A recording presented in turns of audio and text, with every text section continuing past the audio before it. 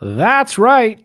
You're listening to another episode of the co-main event Mixed Martial Arts podcast. I'm Chad Dundas. That's Ben Folks. We're both longtime MMA journalists, and for the last 13 years, we've been meeting here every week to break down all the action in the wild, weird, and occasionally wonderful world of mixed martial arts. Ben, UFC 322 went down over the weekend. The big banana. God damn it. Not a lot of surprises in the main event and co-main event, at least according to the odds makers. You had both favorites emerge with incredibly lopsided decision victories here. Islam Makhachev takes the welterweight title off Jack Della Maddalena, and Valentina Shevchenko turns back the challenge of Zhang Weili in the women's flyweight division. We're going to talk about both of those fights this week. We, as almost always, when we're coming out of one of these big pay-per-views, one of these big bananas, we got a ton of listener mail. And so we're going to try to get into that. And then, of course, we can't ignore the big news of the week. So second half of the show, maybe we'll talk a little bit about fight of the century, Jake Paul versus Anthony Joshua. So I know we're excited to get that out there. Let's start, I guess, with Islam Makhachev and Jack Della Maddalena. I was wrong. I said I thought people were giving Jack Della Maddalena short shrift in terms of his ability to win this fight. I guess as a caveat, I did say if he can keep it on the feet, you also did say, and I think you turned out to be right here, we'd know a lot by the end of the first round. And we did. Turns out we kind of did. We did know a lot. This was just a whitewash, man. Yeah. This was like a big brother taking a little brother down in the snow and wiping his face with it, right? Yeah. Like this was incredibly lopsided, and I guess reaffirms the dominance of Islam Makhachev, period, as the pound for pound number one fighter in the world. He really made it look incredibly easy, didn't he? Yeah. Like it just, as soon as he scooped up that single leg, which gave Daniel Cormier the opportunity to get on the telestrator. Daniel Cormier loves getting on the telestrator to break down a takedown of all things. As soon as he scooped up that single leg, kicked Jack Della Maddalena's other leg out from under him with a little step through sweep. You should have said to yourself, uh-oh. Okay, here's the thing that got to me about this fight was how the blueprint that you saw unfold early on, that was just the fight. That was just how it went pretty much the entire time. And Jack Della Maddalena really didn't make any sort of adjustments throughout the entire fight. I heard, Matt Brown giving his coaches some shit saying, you got to give the guy a little more than just hyping him up in the corner and telling him he can do it and shit like that. They did in those later rounds. They did resort to some of the classic corner coaching we've heard in the past, such as punch him in the face and get your hands on him, stuff like that. That's kind of what they were going for. Although, honestly, dude, what adjustments can you make at that point? I don't know, but you got to do something different, because if you just keep going out there and having that guy take you down and maul you, it's like he didn't have the opportunity to do anything. He threw hardly any punches. And I don't know how you think you're going to win there. It just seemed like he wanted to survive. You saw him wincing a lot during the fight. I don't know if he was dealing with, like, if he hurt himself somehow, but it just seemed like he was just trying to get through it. And if it's clearly going that one direction, we got to try something else. Especially you're the champion. The title is slipping away from you. You are watching it slip away. Are you just going to let him keep doing the same thing because you know where it's headed? If you don't do something different, there's no reason for him to do anything different. He's just going to keep doing this shit to you. I realize it's easy for us to sit here on the safe side of the chain link and say that, but you got to try something else. And it just seemed like, how did you think, you're going into round 3, 4, 5. How did you think you were going to win? Because you weren't doing anything. You weren't really trying anything. Yeah.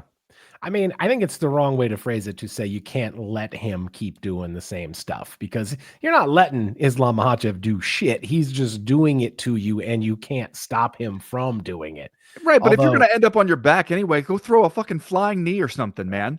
Go I mean, do I something. agree. I agree. It's after the first round, they said, we knew this was going to happen, was the first thing they said to him when he went back to his corner, meaning JDM. So it doesn't sound to me like they were kidding themselves about how this fight could transpire. But I absolutely agree with you. If you have to have a contingency plan for what if plan A just gets absolutely blown up? What Yeah. if plan A gets exposed and we can't do it? What if plan A is just a total failure? And you would like to think, I guess, even though he's not known as a ground guy, right? If you're into the third round and this shit is still happening, you gotta throw up some Hail Marys, man. Whether that be cutting loose with a big punch on the feet, or as you said, a flying knee, or whatever submissions Craig Jones taught you in training camp. There's gotta be some Hail Marys, man. You gotta try some shit. Although, I mean, I think you were right. I think that my assumption was that the low leg kicks that Makhachev threw in the first couple of rounds really hurt Jack Della Maddalena, which if you're Islam Makhachev, that's really smart, man, right? Really smart and potentially obvious to be like, okay, this other guy's only chance is if he can maintain distance and keep it on the feet. So if I compromise his mobility as soon as I possibly can, that's going to give me a much better chance of winning. And frankly, down the stretch of this thing, I have almost never seen a fighter make the face in the Yeah. cage that Jack Della Maddalena was making. Not just pain, not just frustration, not even like panic, but just like misery. Yeah. Absolute depressive, like he was almost going to cry out there. Just like unbelievable sadness and misery. The striking stats I know don't always tell us the whole story, but in this one I do think that they are interesting because in round 1, according to the official stats, JDM landed 11 of 26 total strikes. And then the numbers just get worse because round 2, he only threw 9, landed 6 of 9, but only threw 9 total strikes. Hard to win a Percentage round. wise, that's very high. Yeah, it's not I bad. will focus on the positives. That's a very high percentage. It's not bad. Round 3, he lands 11 of 22, and then it really gets dismal. Round 4, 1 of 11. Round 5, 1 of 6. You're in round 5 of a title fight that you're losing. Your belt is slipping away. It's got to be desperation, do or die time, and you only managed to attempt 6 total strikes. Also, his control time, Islam Makhachev had 19 minutes and 10 seconds. That's out of 25 total minutes of fighting. Yeah. Jack Della Maddalena's control time, 0. Not 1 second was he in control of this fight. And in the 5th round, he did get taken down when he was trying to throw some desperation haymaker shots. But here's a question. If you were Jack Della Maddalena's team, how did you think this was going to go? Yeah. I don't want that to sound like an asshole's question, right? Because the guy comes back to the corner after round 1 and you're saying, we knew this was going to happen. So like, what were we hoping to do about it? Yeah. What did you think Jack Della Maddalena was going to be able to accomplish that he wasn't able to accomplish? Did you think he was going to be able to stand up? Because it didn't look like he was really trying to do that. Like, obviously, easier said than done against Islam Makhachev, but did you think he was going to be able to stop the takedown? Did you think he was going to be able to stand up? Did you think he was going to be able to catch him on the way in? Like, what did you think was going to be the path to victory that then didn't open up for you? Like, I would honestly like to know. Yeah.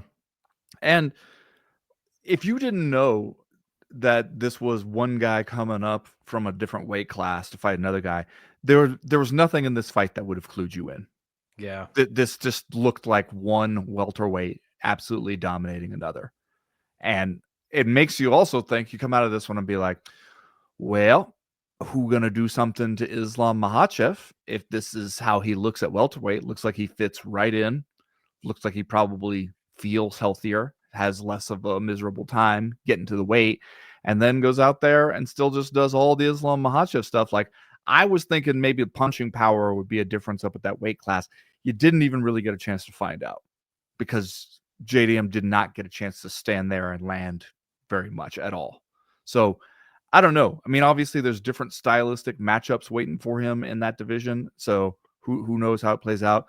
But it did look like Islam Makhachev just rolled up in here, kicked open the door of the division, walked in, put his feet on the couch, so sat down, lounging, throwing beer cans everywhere, being like, "Daddy's home now." You know, who gonna do something about it?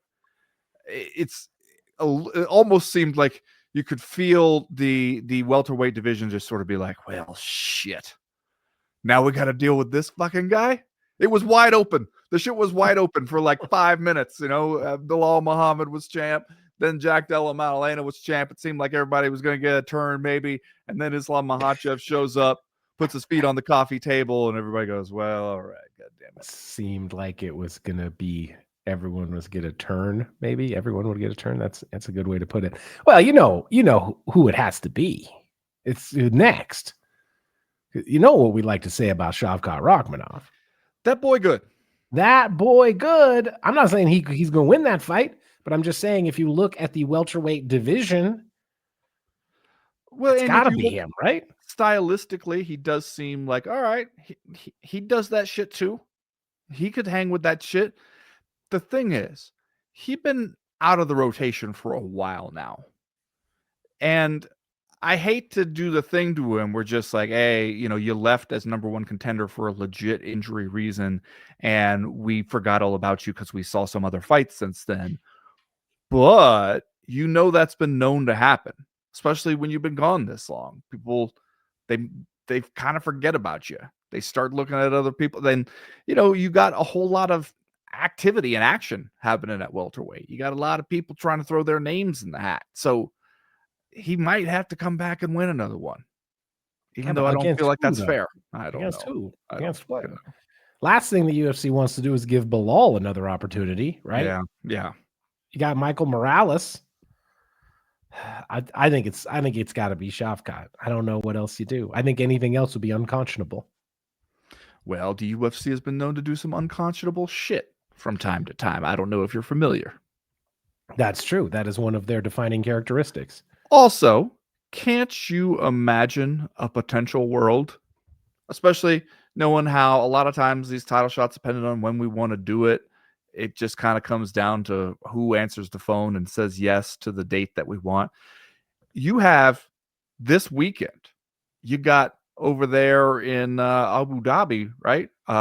Or no, is in Qatar. We're over there in Qatar this weekend, and you got the co-main event is Bilal and Ian Machado Gary. Imagine Ian Machado Gary goes out there and wins this one. Imagine he looks really good. Imagine he even maybe gets a finish or something. He's sitting right now at number 6 in the rankings. Shavkat is sitting at number 4 behind Michael Morales, behind Bilal Muhammad. Imagine Ian Machado Gary goes out there, looks good, gets a win. He talks a good game. He gets people talking about him. He gets people saying his name. And he gets on the microphone, says, Islam Makhachev, you absolutely suck. Does one of those and is willing to take the fight at any time you call him up and offer it to him.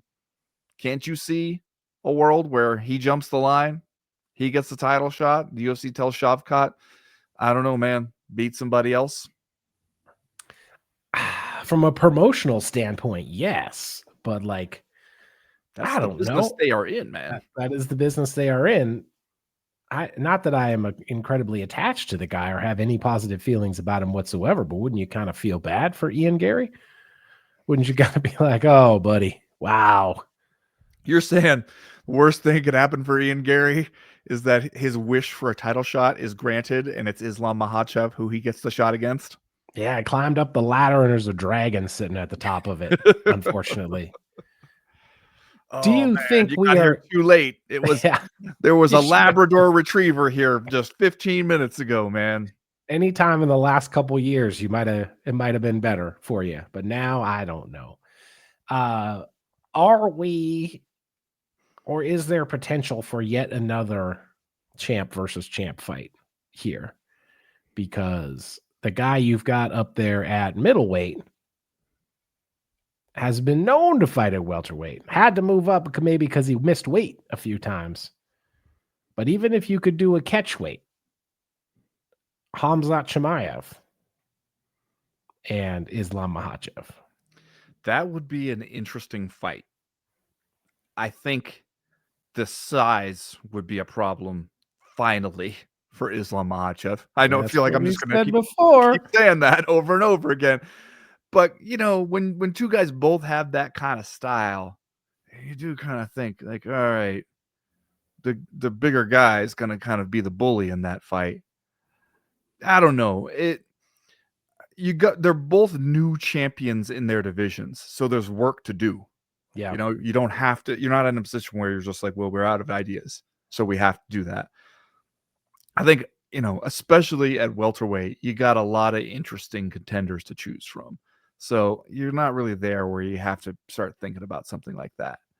I don't know. I think I could see something like that happening down the line. Maybe this time next year, we're thinking about something like that, but I don't think we're there yet. I guess you do have a lot of people that Makhachev could theoretically beat up en route to a fight like that. You do have some string you could play out still. Yeah, man. I mean, like if you just look at the top 5 right now, okay. Well, look at the top 6. Number 6, Ian Gary. 5, Carlos Prates. 4, Shavkat. 3, Michael Morales, and then Bilal and JDM holding on to 2 and 1. I mean, there's 3 good names there that you could do kind of right now. Yeah. Also, you kind of be doesn't it feel like you'd be feeding those guys into a wood chipper? Who wouldn't you be feeding into a wood chipper at welterweight right now? Khamzat Chimaev. He's not at welterweight, so. Well, yeah, you look across the aisle at 185 pounds, though. Who's he going to fight? You know what I mean? Nasruddin Imavov with the parrot on his shoulder. It was a raven, goddammit. He's not a pirate. He could be. Actually, somebody should adopt a pirate gimmick at some point, because come on. Give me somebody who's from some coastal region along the Mediterranean or something, you know. We got to get ourselves a fighter from like Marseille or something, and he could just like roll up in here and just be like, I come from a long line of pirates here to steal the booty. And, you know, you could work with it. I know that the UFC rankings are a joke, but we got to stop doing the thing where the champ loses and he just becomes the number 1 contender, right? There's no functionality in that.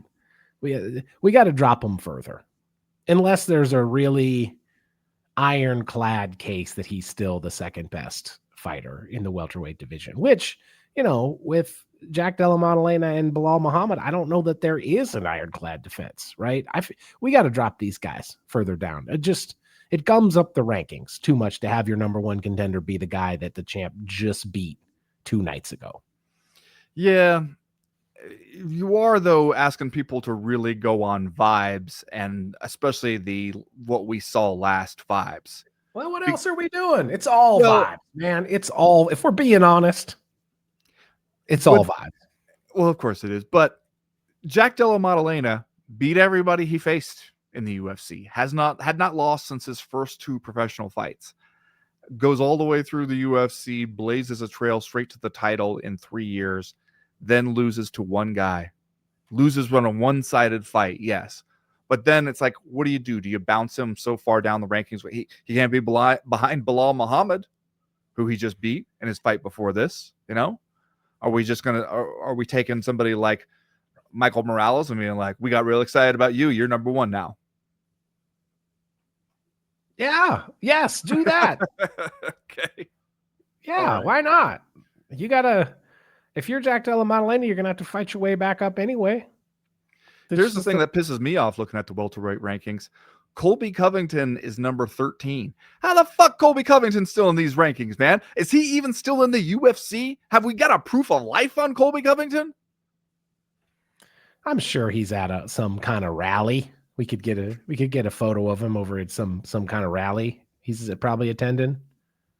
Yes, I want Kings rally. to see it, like if they release the Epstein files and if it turns out Colby Covington got sent to Jeff Epstein's spam folder or something, I will not be surprised. Wouldn't even open the Colby Covington emails. Marked it as spam. Remember, you're listening to the Co-Main Event podcast proper. This show drops every Tuesday afternoon for free in your timelines and your podcast libraries. But if you want even more of the Co-Main Event, you can find Ben Folks and myself all week over on Patreon. Hit us up at patreon.com/co-main event and get loads of extra audio and video content, as well as access to our official Discord message board where they're talking fights and a lot of other stuff literally all the time. Everybody knows by now we're a completely independent podcast. We don't have the backing of a big parent company or even one of the major MMA websites. We're just two guys talking into microphones, and we've been doing it for over a decade. But the truth is, we can only keep making the show with your support. So if you can spare a few dollars in exchange for a little bit of your attention, please consider joining the Patreon. We would appreciate it. We think you would have fun. Another great way to support the show is by going to comainevent.com and checking out our merchandise shop. We got t-shirts, we got hats, we got hoodies, we got lots more. Stop by and pick up the best-selling Daddest Man on the Planet coffee mug while we can keep them in stock. We just sent one out to Worsley, United Kingdom. Ben, our guy Thomas, going to get a Daddest Man on the Planet coffee mug. So be like Thomas. Good bloke, Thomas. Great bloke.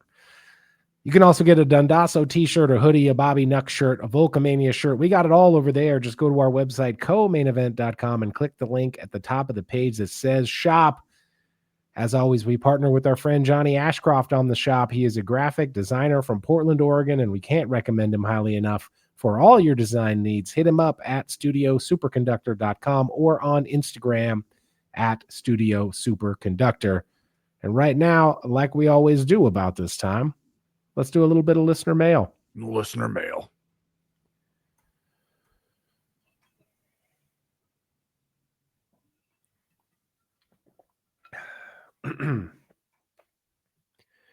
First piece of listener mail this week comes to us from our guy Ryan Robinson over on Patreon. He writes, Valentina the Bullet Shevchenko is something pretty special. As Ben pointed out, she's been doing the damn thing at a high level in kickboxing and MMA for 22 years. She's had nothing but UFC title fights against the best for the last 7 years. On Saturday, people thought Zhang Weili's blend of athleticism, skill, and drive would present challenges, but it turns out that Shevchenko's athleticism, technical skill, and size negated literally everything Weili brought to the fight. In 25 minutes, Weili landed a single elbow that mattered for a second and then didn't matter at all. That's in the cage. Before and especially after the fights are done, Shevchenko checks a lot of boxes. She is smart and articulate in at least 4 languages. She holds an undergraduate degree in filmmaking. I did not know that. I did know that. She is an accomplished shooter in multiple disciplines. She's an accomplished ballroom dancer. She was born in the Soviet Union, moved with her sister and coach to Peru, and now lives in Las Vegas.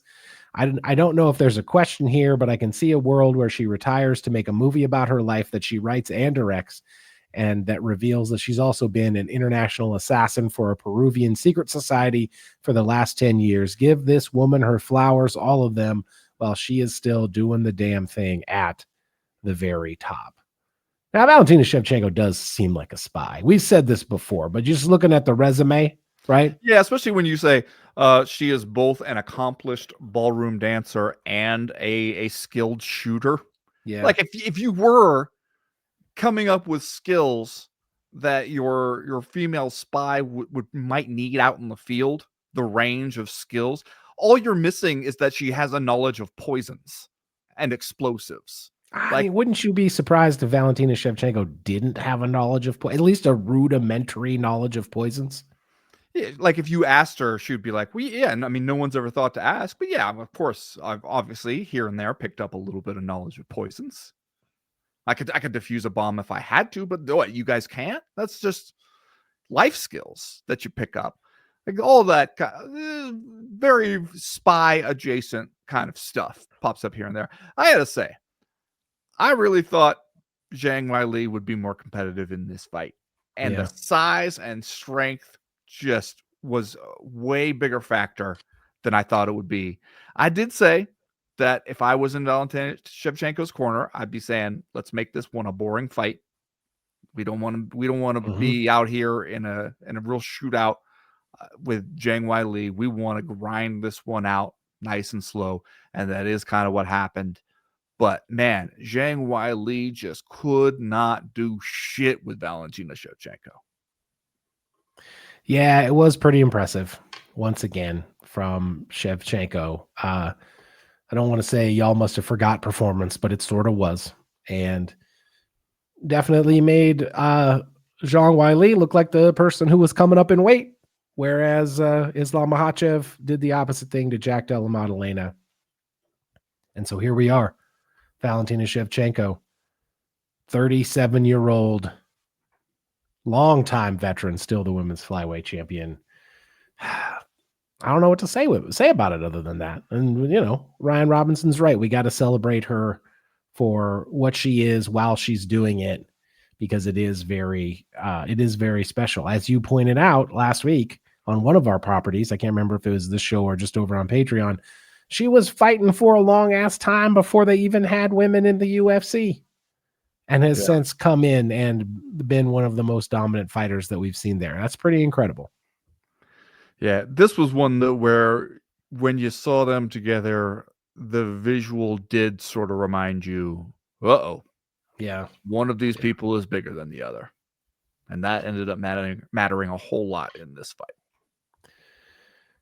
They do have weight classes for a reason. All right, next question this week comes to us from Slifer, the executive producer, who I had to look up, is a fictional, humorous reinterpretation of the original Egyptian god card, Slifer the Sky Dragon, from the Yu-Gi-Oh franchise, created as a parody in the fan-made web series Yu-Gi-Oh! Abridged.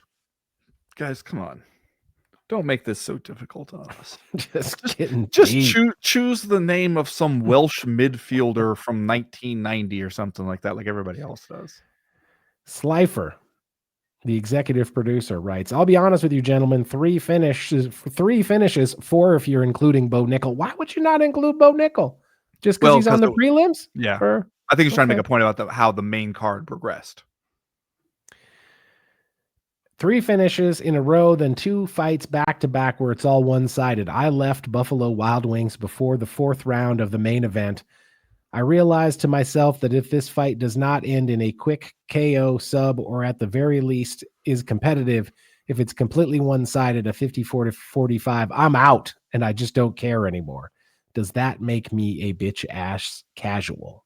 A little bit, but if that's how you feel you want to enjoy the fights, then I think that you have that right, especially if you're sitting there at Buffalo Wild Wings. If you get to the point where you've been there for, maybe the last fight or 2 of the prelims with the entire main card, you've eaten your wings, you've had a few soda pops, you still got to drive home, you're sitting there, it's the start of the 4th round, and you're going, do I order another Miller Lite? Or do I hit the road? I kind of feel like I know what's going to happen here. I can see how you run the numbers on that and decide might as well take it on home. I think that what happens sometimes is we watch these fights where somebody does something in the 1st round, then they do the exact same thing in the 2nd round, the exact same thing in the 3rd round. The other person doesn't have any answer for any of it. Nothing is changing. And you just go, we're playing out the string here. Yeah. All we're waiting to find out is, do you get to a point where this person finally finishes it? And it doesn't feel like much of a fight is really happening at that point. It feels like we're sitting around waiting for the cement to dry. And I can see how that is not that thrilling for a lot of people, especially because you did see like a lot of exciting finishes leading up to that. And then you saw these fights where 2 fights in a row, these 2 title fights where one person is clearly better than the other person, but we still got to sit there for 25 minutes while they prove it, but not so much that we can hurry up and get out of here. You think they should have a kind of like a mercy rule like they do in high school football, where if one team gets up by a certain number of points, then they just run the clock without stopping it? No, I don't, because we do see, the occasional Leon Edwards head kick of Kamaru Usman there at the very end and come back and win a fight. So that you got to maintain the possibility for that sort of drama. But I don't blame anybody who feels like you're going to beat the crowd and get up out of here. Yeah, it's sort of like leaving in the fourth quarter, right? Yeah. Like, the game's decided. You want to get out of the parking lot before everybody else gets out of the stands. So I don't know. I think it's okay, Slifer, that you did this, that you rolled out. Once again this week, I saw Dana White doing the thing where he's defending shitty UFC cards against criticism by saying, how can you say that it's going to be a bad card before the fights? Right? Like making this point that you got to wait till we have the fights to decide if it's a good card or a bad card. Can the same thing be true of UFC 322? The last couple fights? Because, a lot of the rest of it was pretty good and pretty exciting, but you get into 10 straight rounds of domination. And it does, I don't know, man, it gets long. It gets a little tedious, I have to be honest. I mean, obviously Dana White's logic is very self-serving on that, because he has no problem saying that each one is going to be great before the fights. That so is his job. The other thing about it is, when you do get to a situation where the fights turn out to be bad, he's the first guy to go out there and shit on the fighters. So it's never, we did a bad job setting up this card. It's these fucking fighters didn't deliver. And if the fighters do deliver, then hey, didn't we do a great job giving you a great event? So by this point, we kind of know. We know what the Dana White playbook is. All right. Every time, let's say you get to a third round in a 5-round championship fight where it's been domination, we throw a live alligator in there. Okay. Every round we throw another alligator in. Well, shit, at some point the alligator is going to start fighting each other. Would that be the worst thing, though? Okay. All right. I see your point. 4th and 5th round, Jack Della Maddalena can bring a friend.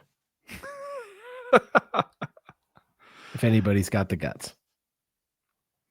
I mean, in this day and age of everybody trying to come up with a gimmick or a weird fighting surface or some kind, I'm surprised they're not already doing this shit in Russia. As soon as you mention this, they're going to be like, shit, man. All right, we've gone as far as we can go with people fighting in the front seat of a car. Let's see if we can source some alligators. Next question this week comes to us from Jason Pian, who writes, Orange you guys glad Trump didn't attend UFC 322, although that brawl probably never would have happened if the FBI was there, right? I see what he did there. Mm-hmm. Orange you glad. Yeah. Here's my question, Ben. Who's this guy? What's Chonko? What's this guy? Who's this guy? John Pork. You're talking about John Pork. Yeah, I'm just this week. I see some reference to John Pork. I'm like, who is that? Is he on the Nelk Boys? What is this? Is he a podcaster? And then we're having a brawls in the stands with Dylan Dennis, some guy with the Chonko. What's his name? Chonka? John Pork. This is John Pork now, man. Who is this person? He's one of their boys. He's one of the crew. One of the Islam crew? Yeah. Is he a fighter? Straight out of Dagestan. They're all fighters, man. Do you think the only way you hang out with that crew, you're not a fighter, is if you're Hezbollah, as if you were like their trophy, good luck oddity that they bring around and pass around on each other's laps and rub his head for good luck or whatever it is.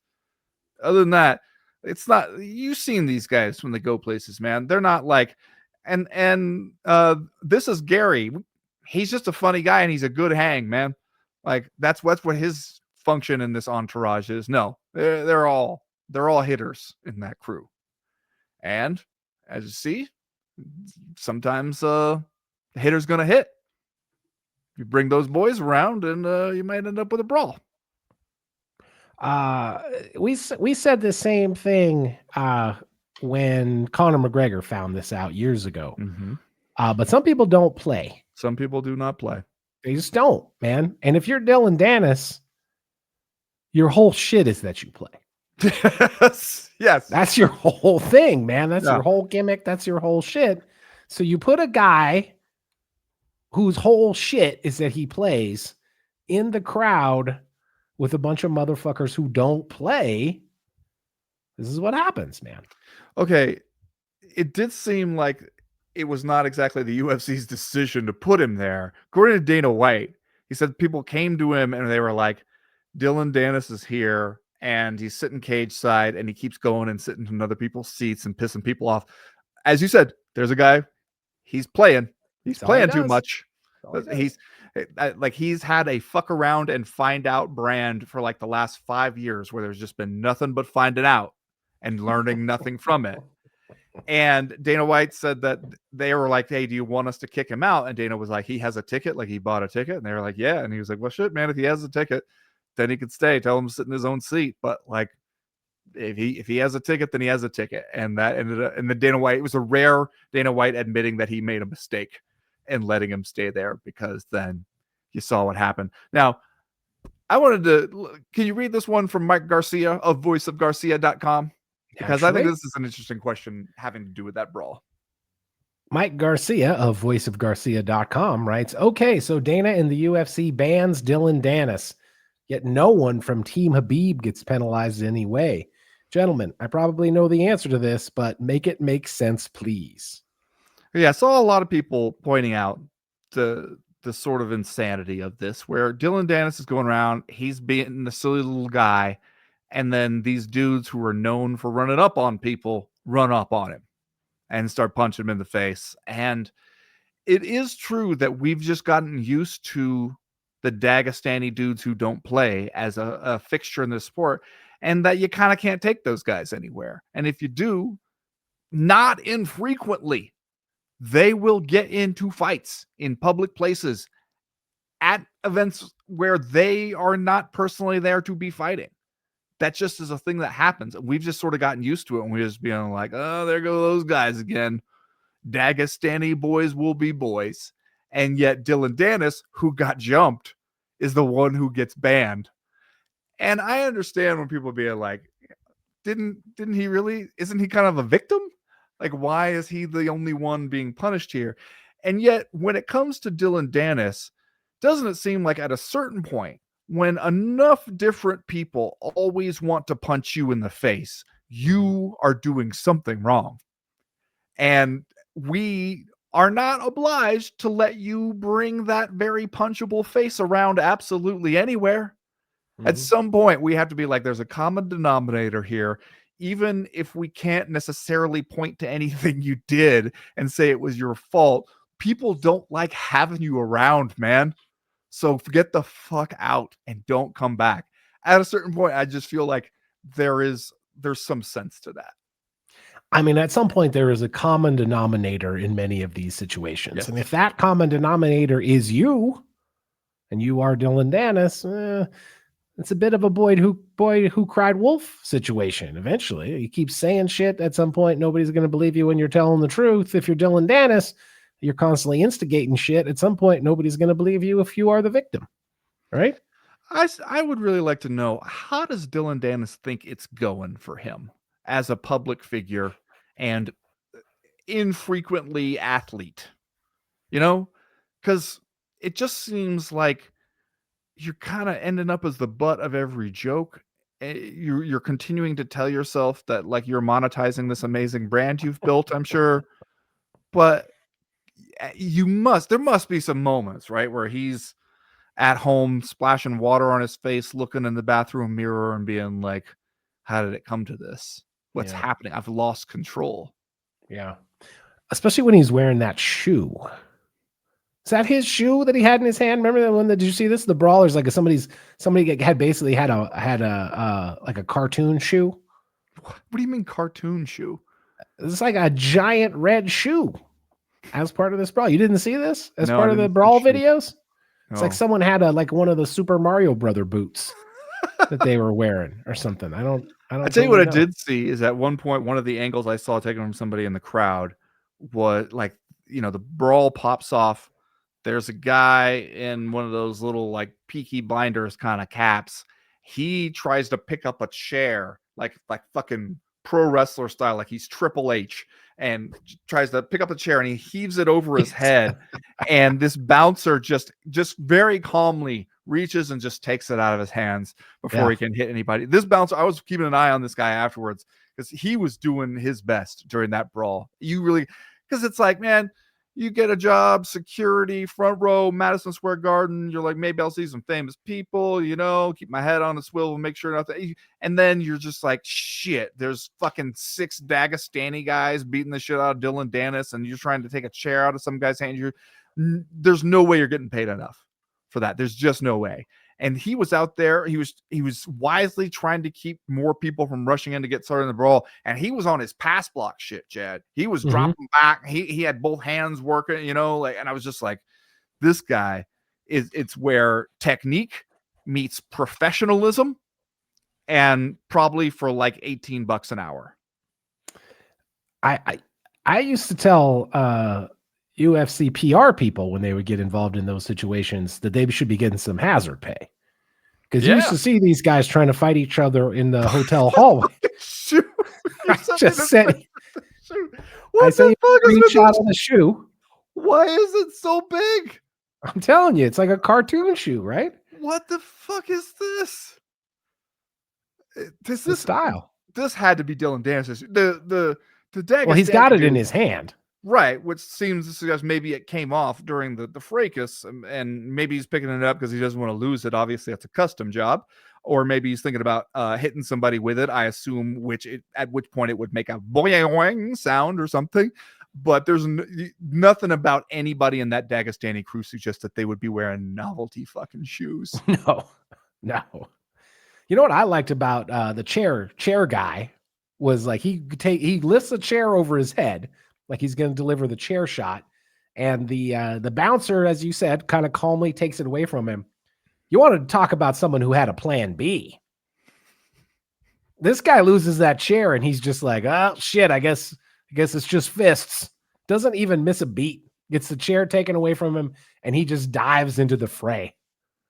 Much better plan B than any Jack Della Maddalena's coaches had. You would think that there got to be other chairs, and the bouncer who took it from you, he's already holding that chair. So shit. I'm just saying he shifted seamlessly into plan B. Didn't even fuck around with any more chairs after that. Next question this week comes to us from Darcy LeDrew, who writes, Dana White recently claimed that the winner of Aspinall Gone 2 and John Jones would be the biggest fight ever. Does he even follow the sport anymore?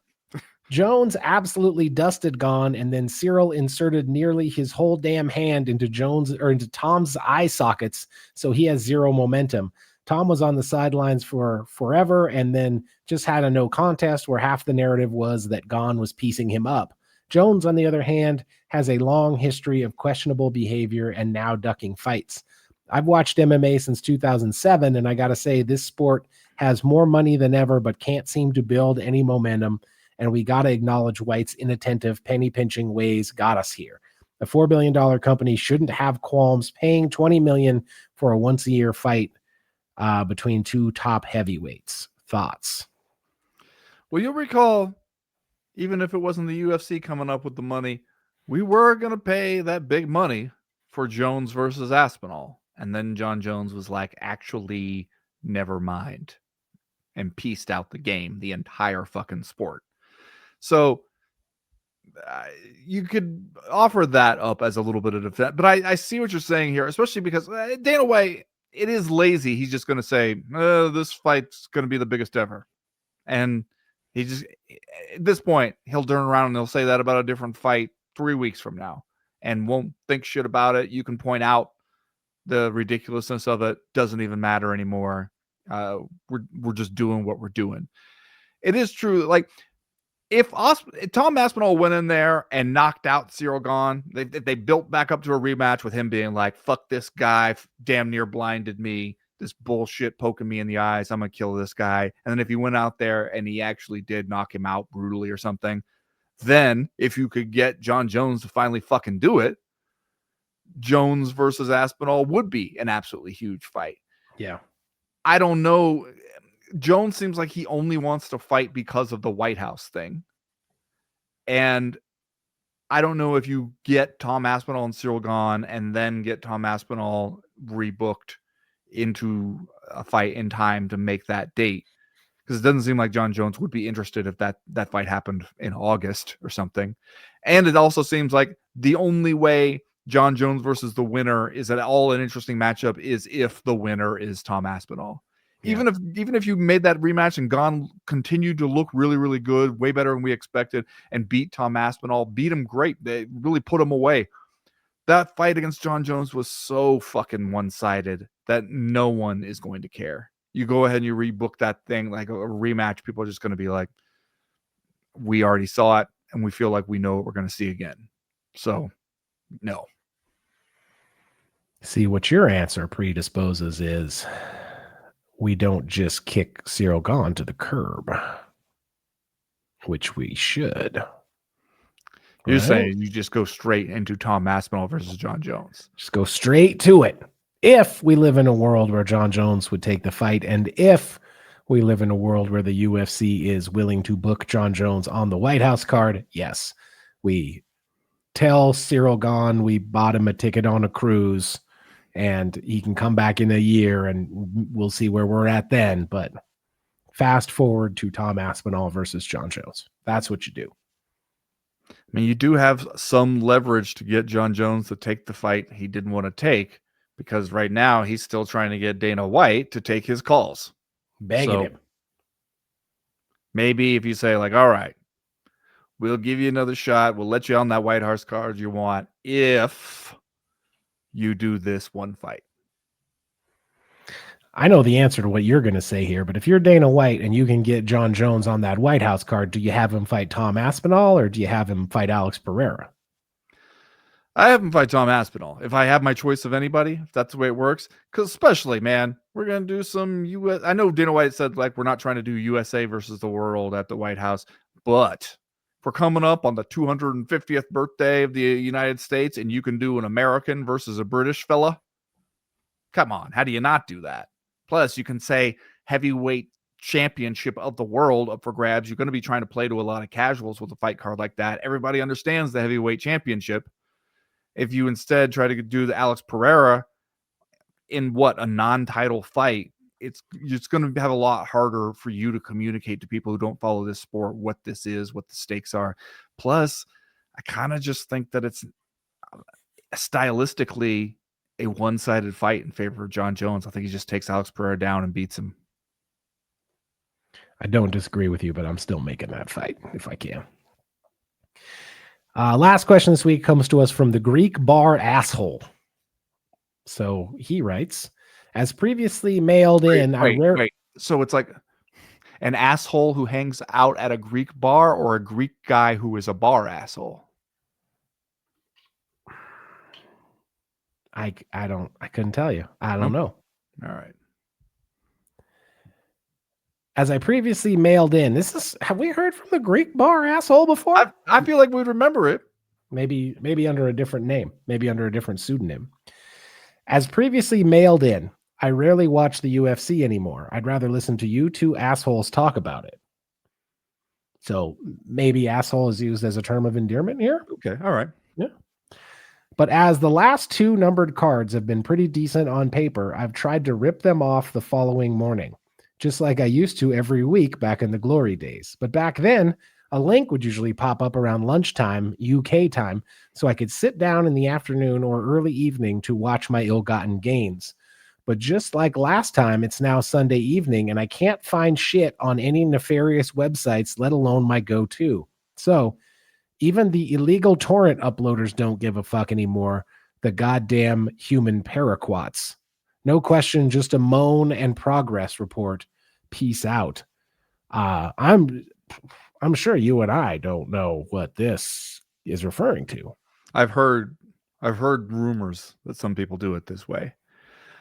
It is interesting though that the theory being put forth here by the Greek bar asshole is not that the UFC finally won the war on piracy after listening to people's phone calls and waiting for them to turn it on so they make them cry and beg.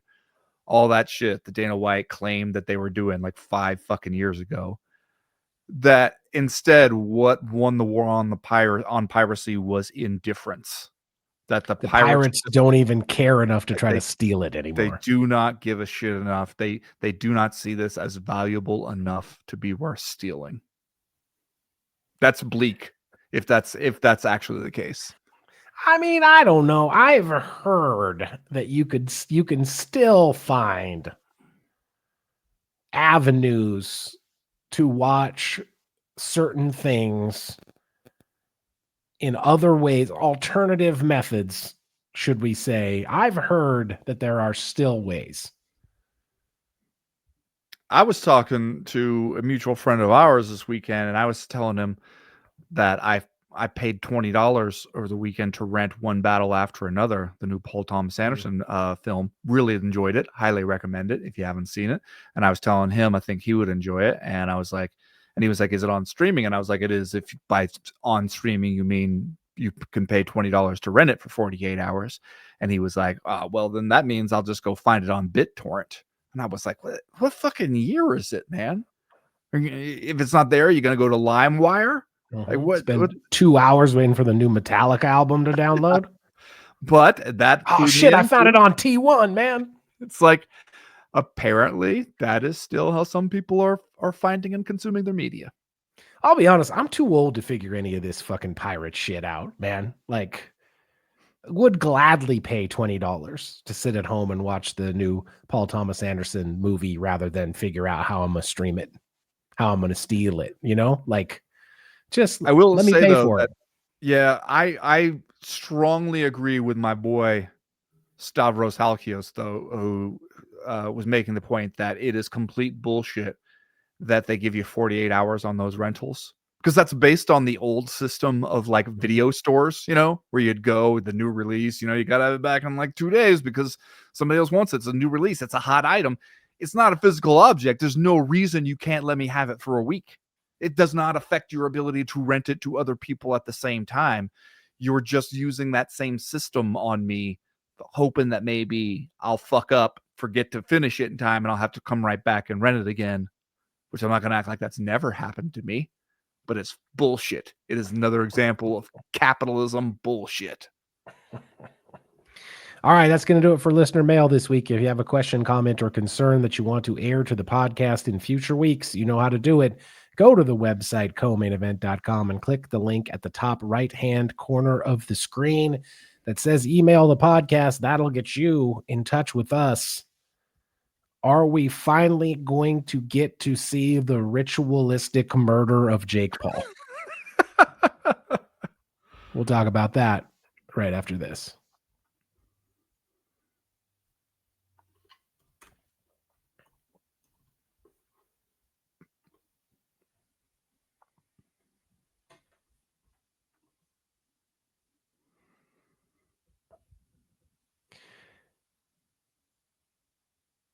I have to admit, Ben, for a long time, I thought this was another joke when I started to see it bandied about. And then even when I realized that they were being serious about it, I didn't think that it would ever actually happen.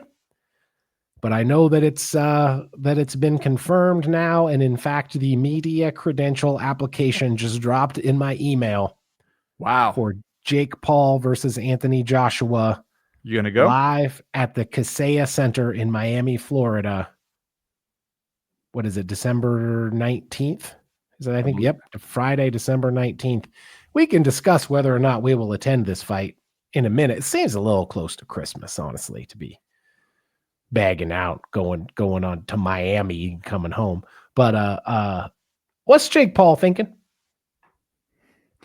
Okay, here's my point about this whole fight. I wrote a column about this week. This is a tricky time to be making a fight like this, because on one hand, it kind of feels like, okay, we're finally doing it. We're finally going to get to the Jake Paul dangerously biting off more than he can chew phase of his whole bit, right? And especially to be turning right around from going from Gervonta Davis, who was like 5-5, and we were going to finally answer the question, hey, if one dude can actually box, how much bigger can the other person who can kind of box be before those things start to even out? And to go from that whole shit getting canceled, absolutely nobody giving a fuck that it was canceled. Nobody was out here being like, oh man, like nobody was sad to see that one called off. And then to turn around after that and be like, all right, fuck it, I'm going to fight Anthony Joshua, a person who by all rights should kill me. And I feel like there's some part of us that goes, this is what we've been waiting for. We've been waiting for him to start feeling too good about himself, to have done this for too long, to see the diminishing returns of the way he was doing it, and to finally fuck up and make the kind of fight for himself where he is going to get badly beaten and maybe suffer life-altering damage. And that will be the kind of car crash that we can't look away from. However, it comes at a strange time just in sports culture to begin with, because you got that whole gambling scandal in the NBA. You got the UFC now with at least one, possibly more fights that looked like maybe not everyone was trying as hard as they could to win. You're starting to see this, like the pernicious influence of sports gambling. And then you also have that Jake Paul Mike Tyson fight from last year, where I don't think I'm saying anything controversial by saying that it looked at times like Jake Paul was carrying Mike Tyson. We knew that they were friends. Mike Tyson was fucking 58, 57 years old. There were times where it looked like Jake had hurt Mike Tyson and then was choosing not to go after him and hurt him more. Looked like everybody wanted to stay friends and make money and have nobody had to go to the hospital, basically. And you come out of that one, you come into this one at this current moment. I think that there will be an outrage if people tune in to watch this and they go, wait a minute, Anthony Joshua's carrying this guy. Clearly, we've made some kind of gentleman's agreement. Anthony Joshua could knock his head off, and he's just not doing it because maybe that was the terms of making this fight so everybody could make a whole bunch of money. I think if that happens, it would be fucking disastrous for both those guys, for probably the sport. I mean, God knows boxing has come through a lot of different disasters, a lot of them of that nature, but I think it would be fucking awful, especially right now. I think people are already feeling fed up about it and already feeling like maybe the whole sports gambling thing was a Pandora's box that we opened and can't get shut again. Like, this would be a bad time to have some shit like that happen. And at the same time, that creates in the audience a feeling that we're going into a fight where there is only one acceptable outcome. There's only one outcome we're willing to believe, and that is Anthony Joshua knocking Jake Paul's head clean off. If anything other than that happens, what if Jake Paul just fights really well and really smart and makes it? What if it turns out Jake Paul is really, really good? Like, if that were to happen, people wouldn't accept it. People would just be like, bullshit. That's a weird kind of a environment to have this fight in, where people are like, either Jake Paul gets severely hurt or it's a work in some way. It's a fix somehow. It's like some Jack Johnson, Stanley Ketchel shit. Yeah. Yeah, I agree with you. And I'm not being facetious about this. I mean this question earnestly. What is Jake Paul thinking? Is he thinking that he's better than he actually is? Is there some kind of gentleman's agreement? Will there be some kind of mitigating circumstances in the ring between Jake Paul and Anthony Joshua? Does Jake Paul merely realize that this is the climax of his gimmick, that this is the blow off, that the heel does in fact can get beat up in the end, and he recognizes that as part of the deal?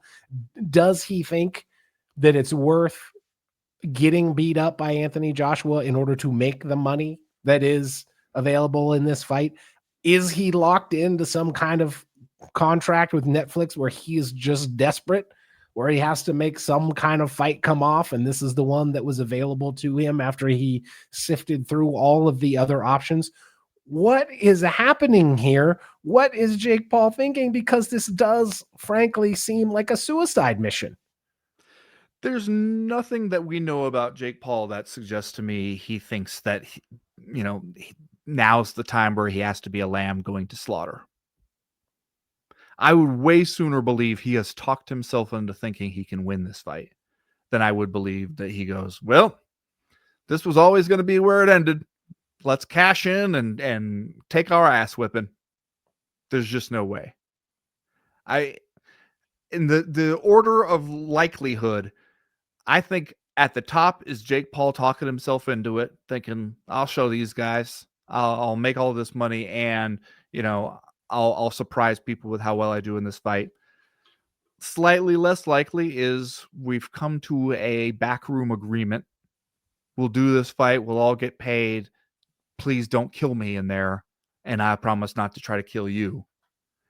And the least likely is him being like, I'm going to get my ass kicked, but it's all going to be worth it for the money. And, once I am finally released from the hospital 3 weeks later, I'll get to live the rest of my life in luxury.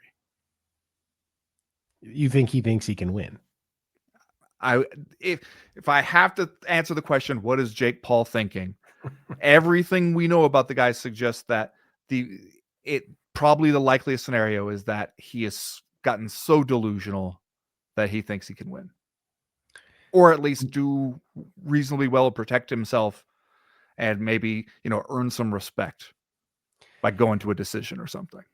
You were telling me about the guy who from Raging Bull adjacent, who his entire career had been a mob setup, but the guy actually believed that he was good. He didn't know that the fix was in all of his fights, and so he actually believed that he was a good boxer, and then was like kind of destroyed to find out that he wasn't, right? What you're telling me is that Jake Paul has tricked himself into thinking that he is a good boxer by hand picking all of his own opponents. Is that what we're working on here? Yeah, I mean, I can see that being the scenario here. I can picture that. Didn't Eddie Hearn say something like this, like about talking to Jake Paul, where he was just like, the thing about him is he believes he could beat Canelo or something, like like you said once before, he ought to have been able to get pretty good at boxing because he's a decent enough athlete as a person. And what the fuck else does he have to do? It's not like he has to like run, pick up the kids and get them to school on time and then squeeze in a workout. Like, he don't have shit else to do. So he ought to be able to like really focus on boxing and get pretty good at it. But I can absolutely picture that Jake Paul is detached enough from reality where he goes, sure, I can fight Anthony Joshua. Scary, man. Scary thought.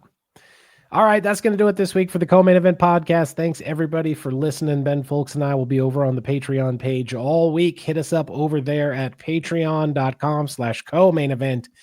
If you do that, we'll see you tomorrow. If not, we'll see you right back here next week. As for right now, thanks for listening, everybody. We appreciate the support. We are done. We are through. We are out. Did you see Cam Scatabo meeting Hasbullah this weekend? No, I saw Hezbollah was there. Mm-hmm. So is Cam Scatabo. And they met each other. Okay. Big guy meets a little guy. The internet loves that. That's a dynamic that the internet appreciates. Cam Scatabo was there wearing a hoodie that said, "Don't talk to me." Did it seem like people were obeying that? Probably not, right? Probably just assuming it's a fashion choice. How excited did he seem about meeting Hezbollah? He seemed okay with it.